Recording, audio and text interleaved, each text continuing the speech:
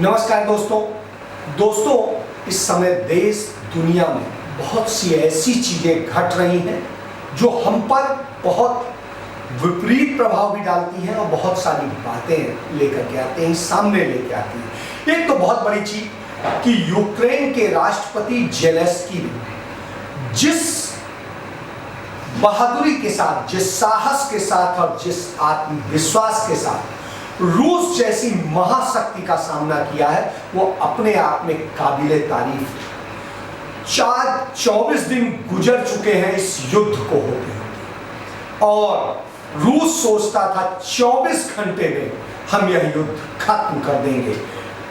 जिस तरह से उन्होंने लड़ाई छेड़ी थी, उससे लगता था कि वो खत्म कर देंगे, जेलेंस्की को खत्म कर देंगे, यूक्रेन को, और उस पर काबिज हो जाएंगे। लेकिन ऐसा नहीं हो सका है अब तक। यदि आप देख लीजिए, यदि हमारे पास में पिछले सप्ताह तक का आंकड़ा मौजूद है, मतलब 3 हफ्तों का आंकड़ा मौजूद है हमारे पास।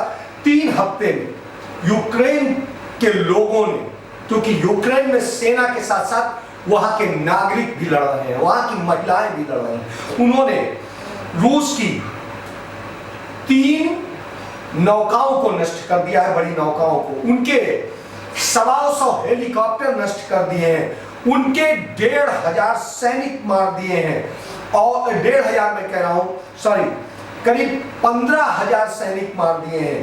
और इसके बाद में उन्होंने करीब 500 टैंक नष्ट कर दिए हैं रूस के।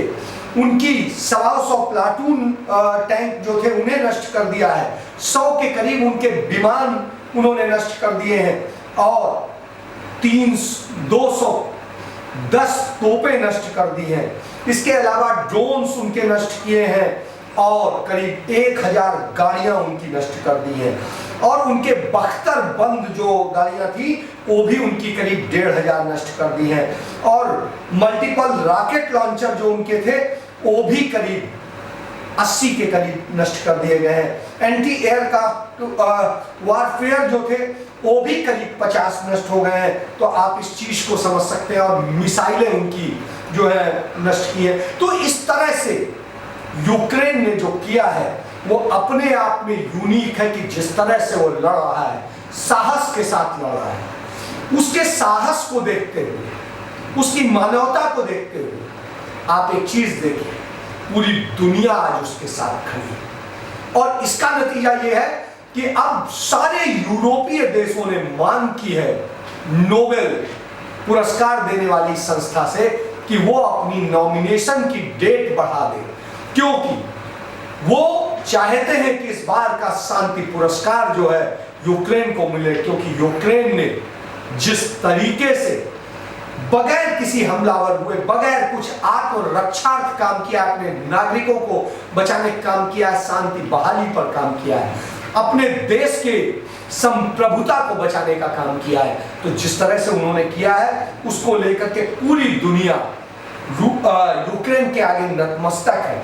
आप एक चीज समझ सकते हैं कि जिस तरीके से G7 के जो नेता हैं उन्होंने जब मीटिंग करी, और मीटिंग में जो करी है, उसके बाद में नेक्स्ट मीटिंग 24 तारीख के लिए, 24 मार्च के लिए तय की गई है।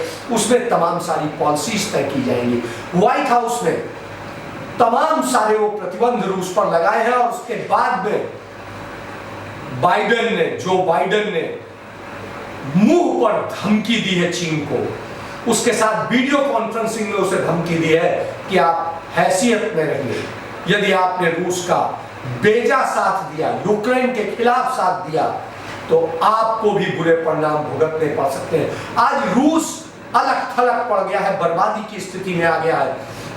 वो तेल का बहुत बड़ा उत्पादक देश है, लेकिन आज उसका तेल नहीं बिक रहा है, इसलिए उसके पास पैसा नहीं आ पा रहा है। जिस तरीके से वो हालत हो गई है, उसका जो गेहूं जाता था, दूसरी चीजें जाती थी जिनसे उसके पास पैसा आता था, आज सब धीरे धीरे ब्लॉक हो रहा है। ऐसी स्थिति में रूस तड़प रहा है, वहां के लोग, नागरिक परेशान हो रहे हैं, क्योंकि सारी बर्बादी हो रही है। क्योंकि एक तरफ जहां युद्ध चल रहा होता है तो दूसरी तरफ उसके दुष्प्रभाव वहां के नागरिकों को फेस करने पड़ते हैं।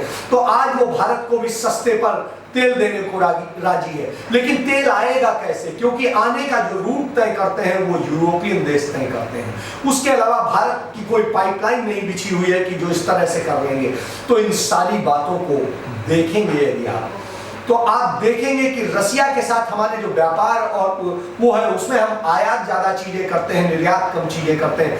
तो भारत की भी स्थिति बड़ी अजीब है। यदि वो रूस के साथ जाता है तो कितना उसे यूरोपीय देशों और अमेरिका का नुकसान उठाना पड़ेगा, यह बात भी उसे सोचनी है। इसके अलावा आप एक चीज समझिए, अमेरिका ने छूट दे दी है भारत को कि यदि वो तेल खरीदना चाहता है तो खरीदे, हमें कोई फर्क नहीं पड़ता है, क्योंकि वो जानता है कि भारत कितना भी कुछ करे उसकी सीमा है। उसके बाद में, उस सीमा के बाद में जो उसके साथ व्यापार करेगा तो वो भारत अपना नुकसान करेगा, क्योंकि एक जगह वो 15 से 12% अभी खरीदता है भारत, और यदि वो 20% भी खरीदने लगे तो भी उसके बाद रूस का कोई भला होता दिखता नहीं।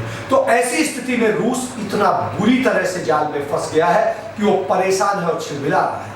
वो वहां की लड़कियों को उठा रहा है और दूसरों को उठा रहा है, नागरिकों पर हमला कर रहा है, अस्पतालों पर हमला कर रहा है, स्कूलों पर हमला कर रहा है, जो उसे पूरी दुनिया के अंदर वार का जो है अपराधी घोषित करते हैं, युद्ध अपराधी घोषित करते हैं। तो इससे आप समझ सकते हैं। और जहां कोर्ट ऑफ जस्टिस ने, इंटरनेशनल कोर्ट ऑफ जस्टिस ने उसके खिलाफ प्रस्ताव पास कर दिया और दूसरी चीजें आ गई, ऐसी स्थिति में पूरी दुनिया में उसके खिलाफ माहौल बन गया।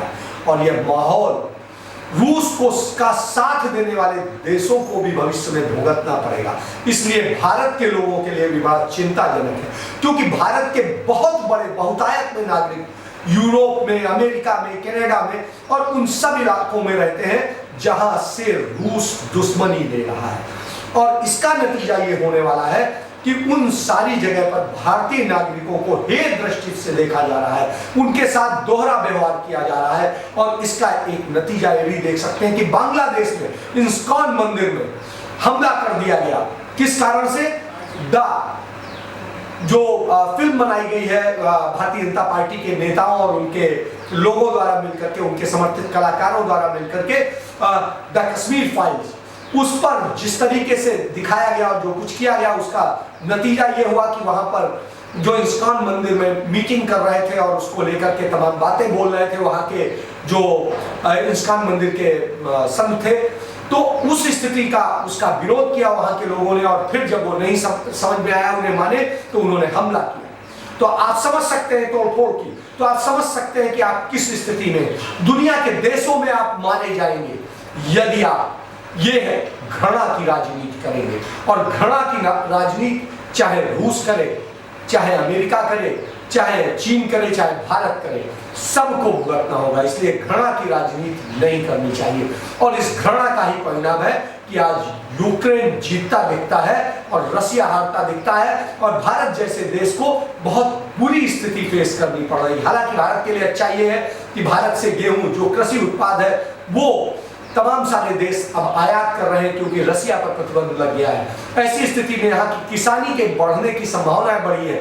लेकिन यदि यही यहाँ की किसानी का काम इन कारपोरेट कंपनियों के हाथों में पहुंच गया, तो उस स्थिति में यहाँ के किसानों का भला होने के बजाय उन कारपोरेट कंपनियों का भला होगा। यह भी एक चिंता का विषय है। और अब ये माना जा रहा है कि जिस तरीके से किसानों को घेरने के लिए कुछ कानून नए तरीके से लाने की कोशिश की जा रही है, वह भी चिंताजनक हो सकती है। तो हम सबको समझना होगा कि हम घृणा की राजनीति, दूसरी राजनीतियों से दूर रख के एक मानवता को लेकर के खड़े हो और सबको जोड़ने की राजनीति करें, तोड़ने की नहीं। और यदि हम ये करेंगे तो हम बड़े नुकसान में होंगे, और हम तोड़ने वाले किसी का साथ देंगे तो भी हम नुकसान में रहेंगे। तो ऐसी स्थिति में हमारी सरकार को बहुत चिंतन करना होगा, बड़ी सावधानी के साथ अपनी नीतियों को अमल में लाना होगा, और यह देखना होगा कि भविष्य के नुकसान को कैसे रोका जाए। यदि हम भविष्य के नुकसान को बचाना चाहते हैं तो वर्तमान में हमें संभलना होगा, नहीं संभले तो हम बर्बादी की राह पर चल जाएंगे। धन्यवाद।